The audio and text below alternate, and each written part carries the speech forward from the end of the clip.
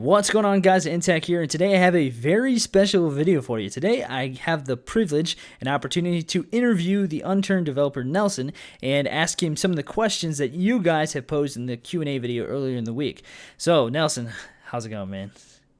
Things are going well. How about you? I'm doing good. I'm doing good.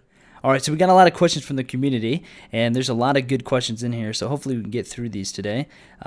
Nelson, I guess we'll just start with the first one that is asked a lot, that was asked a lot in the comment section was, how will the new crafting system work? You mentioned something previously about a crafting list. Do you still plan on doing a crafting list? Can you explain how that will work? Will there be any differences in the building mechanics?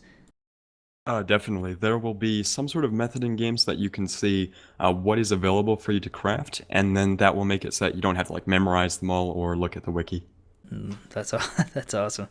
So another question that's asked quite often is, are you still planning on adding a barricading system where we can barricade up doors and windows of buildings? And maybe can you tell us a little bit about how that will work? And then also, something I want to know is, will we need to be carrying around with us boards and nails and a hammer if we're going to be barricading up a house, in the event of we're stuck in the city during nighttime or something like that?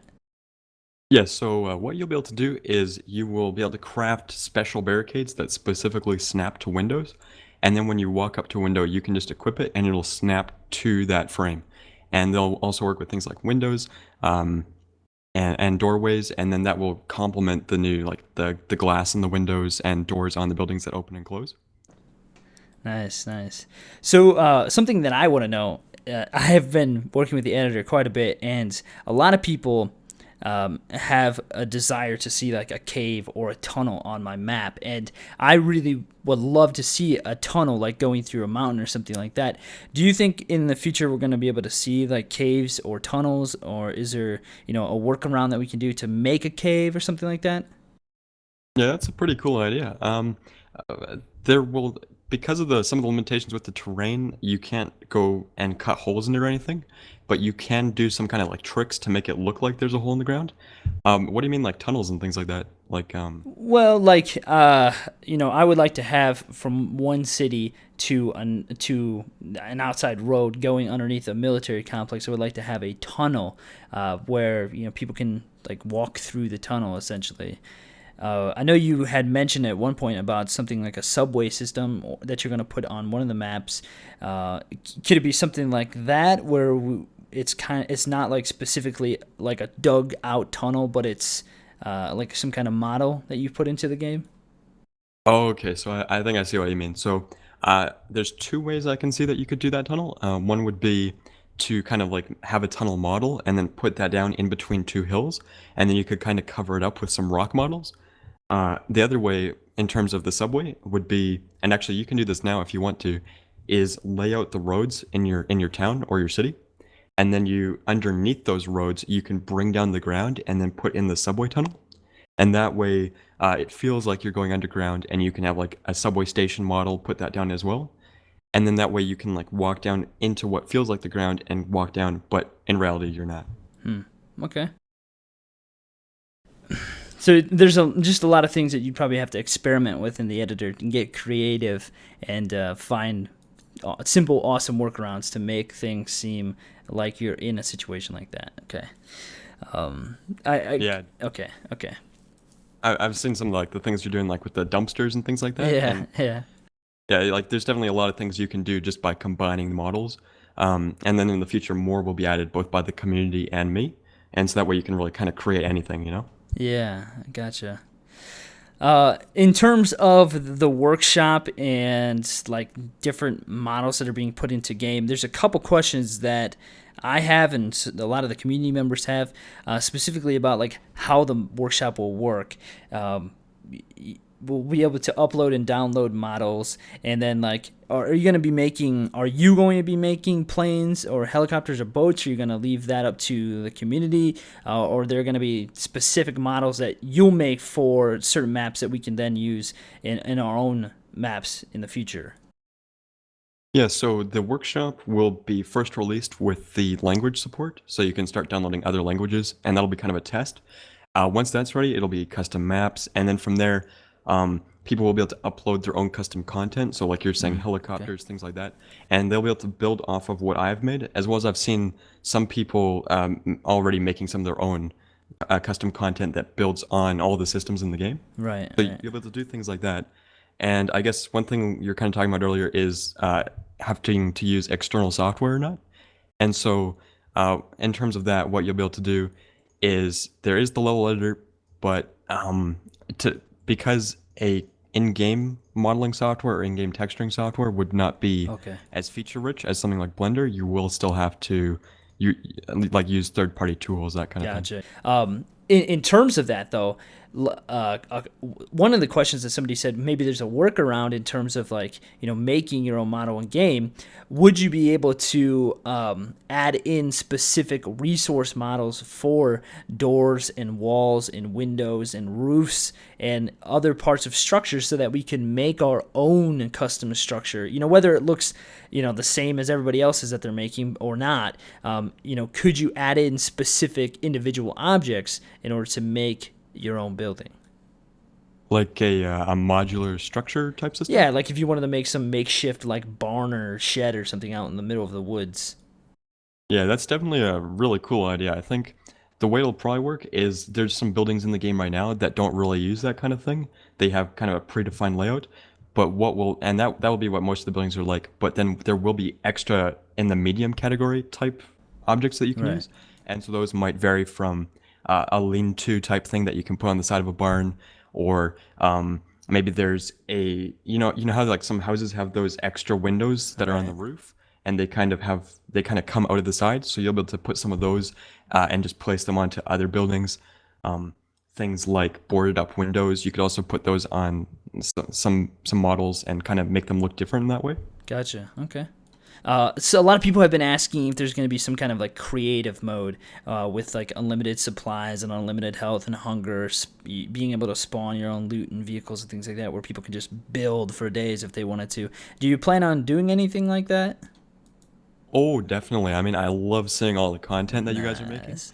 And so, what you'll probably be able to do is already in the server, you can use commands like give player something. But in the future, you can probably expect to see single player commands. So if you type in the chat in single player, it'll be as if you're an admin on the server, Nice. as well as things like creative tools. So as the server host, you can give people the ability to fly, things like that. Nice. Yeah, because you see that kind of stuff on some of the public servers now. So people are already pretty much taking advantage of some of the different things that people have come up with. Yeah, in terms of 3.0, there's a couple questions in terms of like the gameplay that a lot of people have been asking questions about, specifically zombies and then also character specialties. Can you maybe talk a little bit about the new character specialties and, well, will there be some kind of equipment or skills that are based off of what class you spawn with? Because I know you've talked about in the past about how, if you see somebody who's like a mechanic, maybe you don't want to just kill that guy. Maybe you want to take him hostage and have him fix your vehicles or something like that. Are there going to be specific things that we can see when we first, like, maybe we choose a thief class, we get into the game and we've got like special skills and like a pocket knife or something like that? Do you plan on doing anything like that? Oh, definitely. So on the menu, you might have noticed that there's a new tab under survivors called clothing, and that will allow you to choose if you want to spawn in with gold clothes or your class's clothes or just nothing. That's not entirely defined yet. It'll probably happen though. And then that way, when you're in the server, people can easily just recognize what specialty you are. So like you're talking about like the kill on sight thing. And then your class, aside from that, will also, some might spawn with special gear, nothing that would allow you to kill people though. You'll still just have your fists for fighting when you don't have any loot. And then every class will also have its own skill tree. And what that will allow is that when you can instantly recognize someone far away, and then you say, huh, that guy's got the chef hat on, he's probably a chef, and then you can go up and talk to them, and that guy is the only guy that's got like the cooking skill tree. And then in the cooking skill tree, he can level up skills like vegetables. I don't really know what the right word is, but like cooking meat, cooking not meat, and cooking whatever the other food group Right. is. And then that way, you can just eat raw food, but you can also get this guy to help your team survive. Gotcha. So it's gonna be, if you have, like, let's say a 4-man team, you're gonna want to have everybody have a specific specialty, so that you can survive essentially. Or you're gonna have to rely on maybe taking people hostage all the time or something like that. So that's pretty cool, because that's gonna add a whole new level of like in dynamic and in-depth playability to the game that I think a lot of people will enjoy. That's pretty cool. In terms of the kill on site thing, do you have anything in mind to limit the kill on site mentality that currently is on a lot of public PvP servers? Because I know that's like one of the biggest things that people are like, I can't even get on a server because it's just kill on site constantly. I mean, we just yesterday, a couple friends and I went on a public server for the first time, and we were just trying to see what we could do and see how long we could survive. And you're pretty much forced to just kill everybody because everyone's trying to kill you. So, do you have anything to limit the kill on site mentality? Well, I think that the majority of kill on sight is caused by a lack of an end game. I mean, that's the biggest flaw in this genre, is that once you have all the gear and your huge base, there's not really much else to do. And so I think by adding more things that you can do as a team later on in the game will incentivize working with other people. But I also recognize that a large majority of the, or not a majority, a large portion of the player base enjoys killing each other. So that's why there's both the PvP and the PvP servers. Right. And so then not only will you be able to like team up specifically to try and get to the end game on a PvE, but if you go to PvP, you get like the dynamic gameplay as well as working with other people that you don't trust just because you need to do that to survive. Gotcha. Okay. Just yesterday, right? You put out an update about a lot of security things in terms of like preventing different cheats and hacks and things. Can you explain maybe a little bit more in depth, if that wasn't everything that you plan on doing, what are all the ways that you have planned to prevent hackers? So maybe some people don't understand exactly what some of those things mean. Can you maybe explain a little bit more, like just basically what you've done to prevent hacking in 3.0? Okay, yeah. Hopefully I don't go too in depth, but there's 3 different ways that like hacking can be prevented.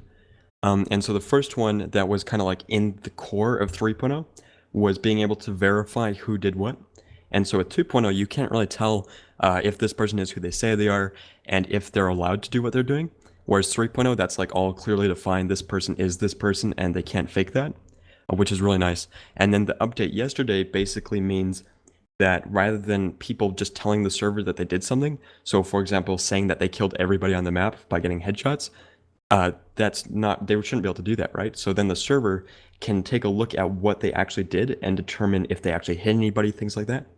And then the third way that's still not fully in yet is having algorithms and tools that let you detect the client-side cheats. So this could vary from things like changing the time of day, using ESP, things like that. And so to combat that, the server admin will have tools that let them detect that, as well as built-in things in the game that will tell the server when something suspicious is going on. Gotcha. Okay. Kind of getting away from that then, so it's a little bit easier question maybe to answer. Can you maybe explain? I know you've talked about like how you want zombies to act differently in like full moon situations and things like that. Can you maybe explain like the different zombie types you have, or the different zombie mechanics that you're gonna have in 3.0? Oh, people are gonna be crazy when they find all this stuff out. Actually, this kind of goes back into the whole endgame type thing. But right now, if you build a base in the middle of nowhere, you don't have to worry about zombies. But what the whole moon cycles thing will do is whenever it's a full moon, the zombies will go crazy. They'll be like swarming your base from every direction. And so then you need the other, I think I'm not sure how many moon cycles there are right now, but you will have that other time, and you'll be able to look up at the sky every night and say, "Oh man, we're Get getting ready." closer to the full moon," you know. Yeah. And then you and your friends, and you'll like see other people on the server. Maybe it's PvP, and you won't kill them because you need their help to fend off all these zombies, right? Gotcha. So then when the full moon hits, there'll be some sort of dramatic thing in the level to let you know that it's starting, and then hordes will start like spawning, or if there already are a lot of zombies, they'll start like heading towards your base, and you'll get like just completely swarmed. That's awesome. And so then an advantage of building inside cities and stuff is then you like, because we were talking about being able to fortify windows, is then you'll get some advantages from building in cities such as like the pre-existing structures. Because like it'd be pretty hard to maintain a Right. base if the zombies are like attacking it like that. So I guess this goes right into another question that some people were asking. Do you plan on just having those events where the zombies are moving around, or will zombies be moving around all the time in 3.0? Because a lot of people were wondering if there's going to be a kind of wandering hordes, or maybe not just like a massive horde of zombies, but if you go into a city, you can see some zombies kind of like walking around. They're not just standing still until you get to them, and then they come after you until you aggro them. Or does that not quite work with how you've made the game? Does that make Well, with 2.0, it didn't really work because of the way the pathfinding was set up. But with 3.0, now that I can redo all that kind of thing, I do want to redesign the pathfinding so that it can allow that kind of thing. Although there are some trade-offs. Like, I mean, in most of these types of games, when a zombie starts following you, you'll reach a point outside of a city's borders where the zombie can't follow you anymore. right? Um, and so in 2.0, you can literally get a zombie to follow you all the way around the map, and that's the main reason that you can't do that. And so with 3.0, I'm going to start working on the pathfinding soon, so we'll definitely start seeing that. I do really like the idea of having like a horde system or zombies moving around on their own. Um, so definitely we'll have to wait and see, but I would be interested to know what you guys think about various ways of handling that, like what the zombie should do when they're not attacking someone. Gotcha. So you guys, in the comment section below, give your thoughts and your suggestions about that kind of thing, so that we can kind of pool some ideas together. So going to something else, can you maybe explain what additional features that you have planned for gold users in 3.0? Because a lot of people are wondering, like, why should I buy gold? Obviously, there's there's benefits to it currently, but like, what things do you have planned to maybe give people an incentive to buy gold in 3.0? Well, I think that I don't want the game to become pay to win because that'd be really frustrating. Right. But so now you get your extra character slots, which will be useful, especially for single player. Right. You'll also get so much more customization now, especially that beards and hair are separate. So I'm aiming for like at least 15 different hairs and beards. Oh, nice. Although that could change. And of course there'll be even more customization than that. One thing people were suggesting the other day is the ability to change your name color in chat and Oh, things like yeah. that. So there's definitely a lot of possibilities. And then also with the clothing tab, that opens up more possibilities for gold clothing. So maybe, so first thing will be bringing over the gold suit, except what that will be now is this really cool black tuxedo. Nice. And you'll also, now that you can have like a hat and glasses in that, you'll get like Like a top hat? monocle, yeah, a monocle and a top hat and things like That's that. So awesome. you look really cool. That's and awesome. that in itself will probably boost it up a bit. That's awesome. So in game, what a lot of people want to know, what kind of other animals do you plan to add? I know, like, it's probably going to be one thing if you had like wolves or something that would attack you. Like, that might be maybe a little bit different. But do you plan on adding like chickens or something like that? Any smaller animals or bears or anything like that? Well, again, that kind of goes back to the pathfinding. I mean, um, we'll have to wait and see how that turns out. But if it is, if some possibilities are opened, then I'm completely open to like whatever people want. Like, so if people want bears, Like rabbits, birds or something? uh, yeah, more focus on actually birds is a pretty cool idea. Maybe because that doesn't really require any pathfinding either. So Right, and I'm just thinking from the sense of just realism. Like, you're in the game, and obviously there's only a level of realism with a game like this. But in the sense of, like, if you're walking around and you look up, you see some birds flying. Like, that just adds. I don't know what it is, but it might be something so subconscious and so basic, but it just adds a level of realism when you just see a couple birds flying in the sky or something like that.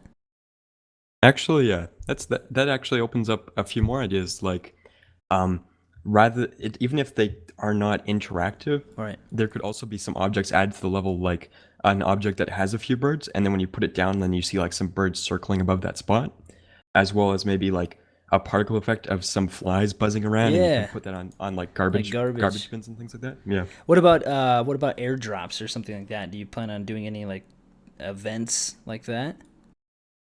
Oh, definitely. That'll be really exciting having some of those dynamic events in the game. Awesome. Like the The big feast, thing. like the feast that currently happens. It could be something like the feast, but it's an airdrop. Yeah, yeah, yeah. The only thing that actually limited that in 2.0 was just the fact that the hackers would just abuse it like crazy. Right. Can you imagine going on a public server and then you see like 100 airdrops coming at once? Right. You know? Right. Okay. Cool. That's awesome. I think a lot of people like that because I mean that's a question. Believe it or not, that's a question that gets asked a lot. It's about airdrops. Um, what? Okay. So this is something kind of basic, but I mean, to me, it's something that I'm like, oh, why can't you do this? Will you add the ability to refill plastic water bottles in 3.0? Like if you find a bottle of water, you drink it. Could you just keep that bottle of water and then refill it? I think that the new crafting system does open up a lot more cool things like that. Although the thing is that canteens in 2.0 really kind of destroy a large aspect of survival because you've basically got unlimited water. So I think water will need to be limited in a few ways. I mean, if you can refill literally every water source, then what's the Right. point of having a Okay. I canteen, you know? gotcha. So maybe it's like you get less water from it, or if you take water from the ocean, it's also poisoned. I'm not Wait, sure, yeah. but What about if you instead of because obviously like if you took it from a lake, like that would make sense. Like then you'd have to boil it or something. But let's say, could you make like a craftable well that you could put into your base, and then you had like a water source in your base? Because I know a lot of people currently they just make a hole over the water and then they just bend down and fill it up. But could you make a craftable well maybe? that's a really cool idea. Maybe you can put down a well as well as like rain barrels, things like that. Yeah. Assuming rain comes Well, back, which I'm right. pretty sure it will. All right. So Okay. Cool. Cool. What about fishing? How do you plan on doing fishing, and if so, how will that work? that's actually probably one of the most requested features Oh, of okay. like the entire game's history. It's definitely going to be making a big impact on the survival.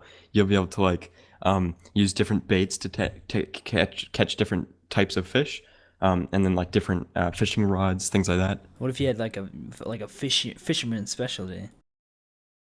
That'd be a great use of the fisherman skill tree. Like, and then you could have like special You can skills that would catch really different help. types of Yeah, fish. Like, if you advance your skill all the way up, maybe you can catch like tuna or something like that. yeah, definitely.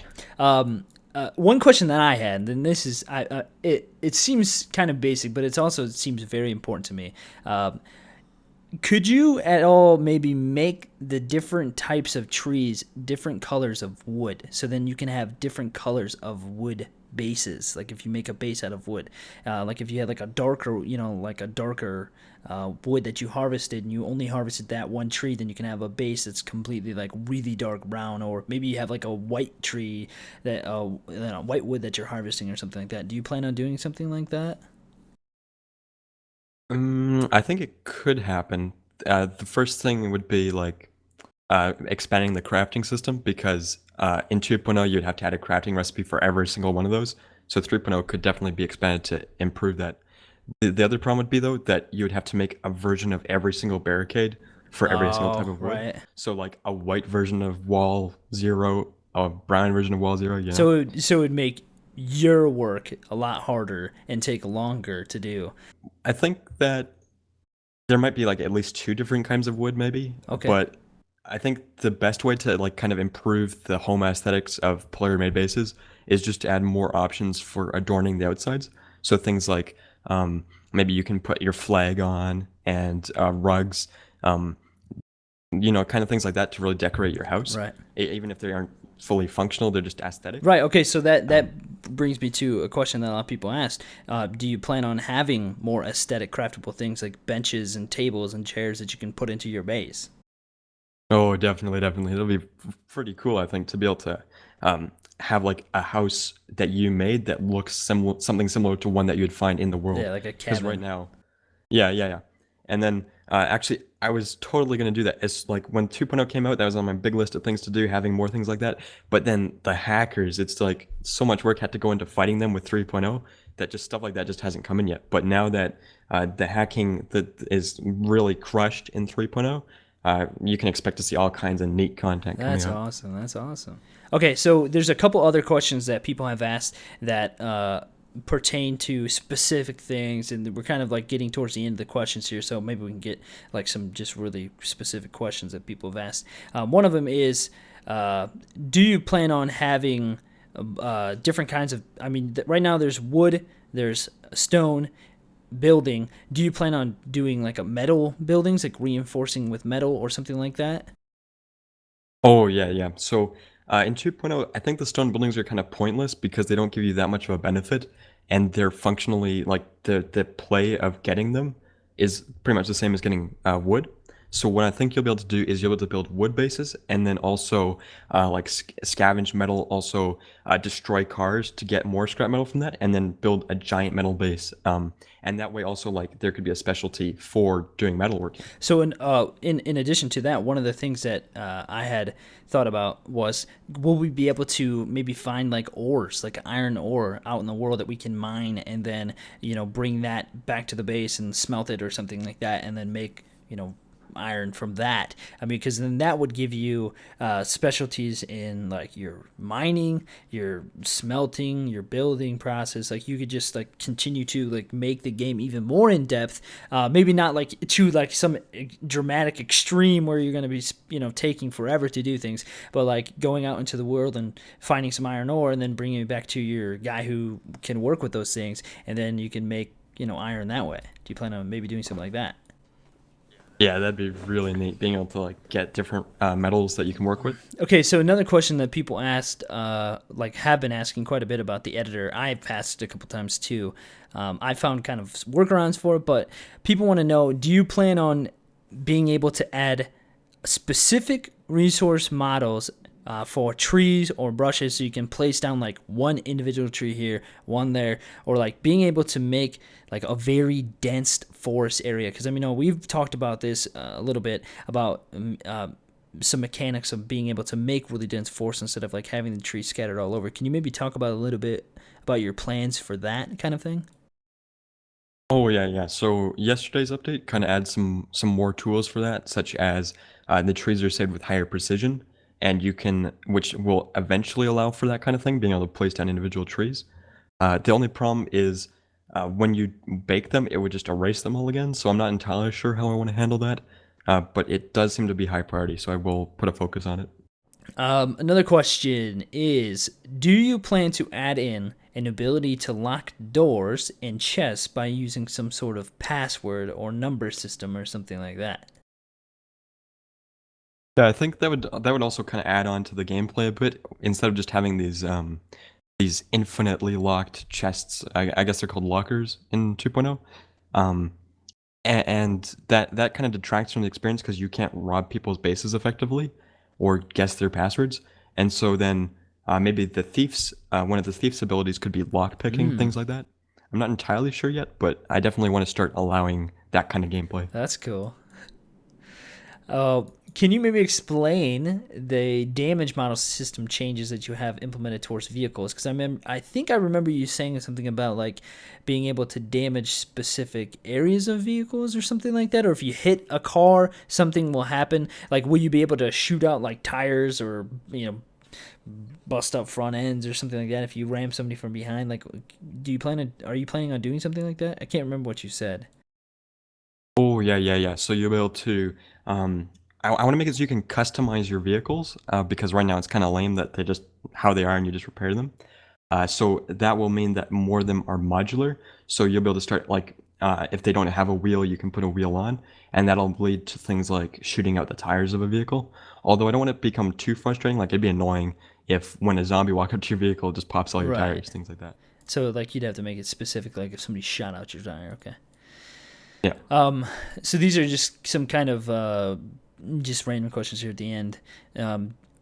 Are you planning on adding new types of traps? Like a couple friends and I were talking about some traps in 3.0 that maybe you could do like some kind of like tripwire trap or some kind of like deadfall trap, or somebody could like trigger something, or you're on top of your base and somebody's like walking up to your base. You could set off some kind of trap that like maybe it blows out the platform that they're standing on or drops something on them, like boulders or something like that. Do you plan on doing anything like that? Oh, so like a remote trigger trap that you could have a detonator Remote for? trigger, or like somebody like actually steps on a tripwire and they get like a thing of spikes falls on them or something like that.